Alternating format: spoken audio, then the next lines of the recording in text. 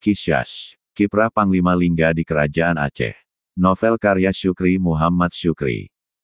Seterima surat itu, Sultan mengirim tabib terbaik kerajaan dengan kapal khusus. Tabib itu ditugaskan untuk mengobati penyakit iparnya.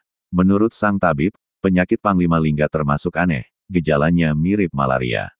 Malaria akibat digigit nyamuk Anopheles, ungkap sang tabib.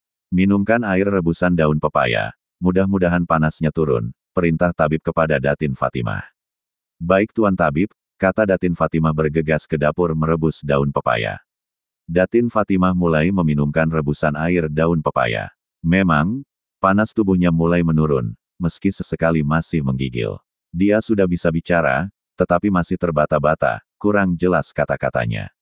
Tiba-tiba dia menjulurkan tangan menarik bahu Datin Fatimah. Aku tidak lama lagi, bisik Panglima Lingga dengan suara sangat lemah. Engkau akan sembuh, tegarlah, jawab Datin Fatimah memberi semangat sambil mendekap Panglima Lingga. Bawa putra kita ziarah ke makam kakeknya, pertemukan dengan abangnya di negeri Lingga, bisik Panglima Lingga hingga nafasnya terhenti. Innalillahi wa inna ilaihi rajiun. Pekik Datin Fatimah, mengagetkan semua orang dalam rumah itu. Panglima Lingga telah kembali kepada sang Halik. Dia menghembuskan nafas terakhir dalam pelukan sang istri, Datin Fatimah, disaksikan oleh tabib istana dan kedua putranya.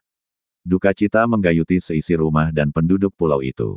Mereka kehilangan seorang pemberani dan penghalau para perompak. Kakak dan anak-anak menetap dengan saya di Johor, saran Sultan saat menghadiri tahlilan 44 hari meninggalnya Panglima Lingga. Wasiat almarhum harus kutunaikan, jawab Datin Fatimah. Apa wasiatnya? Tanya Sultan. Anak-anak harus ziarah ke makam kakek dan bertemu abangnya di negeri Lingga, di tanah Aceh, ungkap Datin Fatimah. Lalu kapan kakak kembali ke Johor, menetap bersama kami, harap Sultan. Nanti, setelah mereka selesai ziarah dan bertemu abangnya, ulang Datin Fatimah.